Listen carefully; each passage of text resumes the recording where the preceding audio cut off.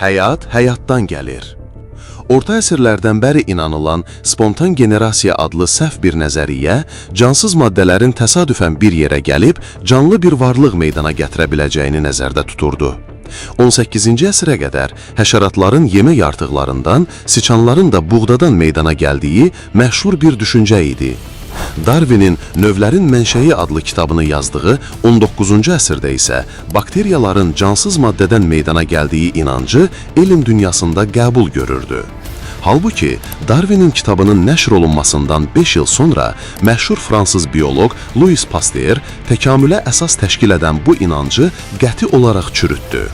Pasteur etdiyi uzun iş və təcrübələr nəticəsində əldə etdiyi nəticəni belə yekunlaşdırmışdı. Cansız maddələrin həyat meydana gətirə bilməsi iddiası artıq qəti olaraq tarixə bastırılmışdır.